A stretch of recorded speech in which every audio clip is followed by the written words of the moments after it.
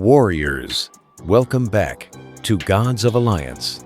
If you're here, it means you want power, knowledge, and control over the battlefield.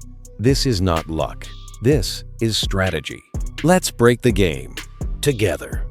Today we are talking about control. Real control. The kind of control that doesn't show up in big damage numbers, but quietly wins fights before they even unfold. And that brings us to Somna. Somna is an agility-based control hero from the Mystery faction. She stands in the middle line and fights using physical attack. 3 of her skills scale with physical attack, while 1 depends purely on her health. Her basic attack deals physical damage, but that's not what defines her. What defines her is disruption. Somna is built to dismantle the opponent's rhythm. Her ultimate puts the entire enemy team to sleep for 7 seconds. 7 seconds in Hero Wars is an eternity. It resets pressure, interrupts combos, and creates breathing room for your team. When enemies wake up, they gain a stack of drowsiness for 10 seconds and deal reduced physical damage. So it's not just a pause button, it's a debuff window. And that window is where she starts to take over. Her second skill empowers the nearest ally in front of her to apply a stack of drowsiness that reduces armor penetration. That's huge against physical cores. You're not just slowing them down, you're weakening their ability to punch through your front line. Then comes her third skill. She applies drowsiness to nearby enemies and deals damage. But here's the real mechanic. If an enemy has 3 stacks of drowsiness when this skill hits, they are transformed into a sheep for 3 seconds. That's not a minor inconvenience. That's full removal from the fight. Key heroes disappear mid-cast, damage cycles collapse. And if someone tries to focus her down, her last skill triggers when she takes damage. She immediately applies 3 stacks of drowsiness to the attacker and transforms them into a sheep while they take additional physical damage. Aggression against Somna can instantly backfire. So now the real question. How do we prepare her for battle at low cost? When does she start working? First, understand this. Somna does not need to be maxed to function. She needs to survive long enough to stack drowsiness and trigger control cycles. That means level comes first. Bring her to level 120. Not almost max. Not close enough. Full level. That unlocks full scaling and, more importantly, access to her talisman system. And talismans matter for her. She has 2, both originally expensive, and neither currently available in the Eternal Frontier shop. That makes them harder to obtain. But if you manage to secure one, invest properly. A well-developed and well-rerolled talisman can replace the value of multiple skins. It's flexible power, and flexibility is rare in this game. Now let's talk about skills.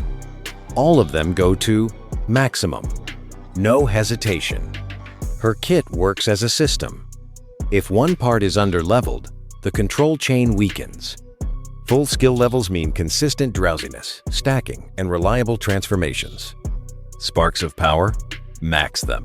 Sparks increase all 3 primary attributes and are one of the most efficient long-term upgrades you can make.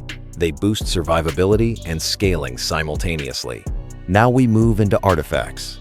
Her Ring of Agility comes first. Agility increases her main stat, which scales 3 of her skills and improves her armor.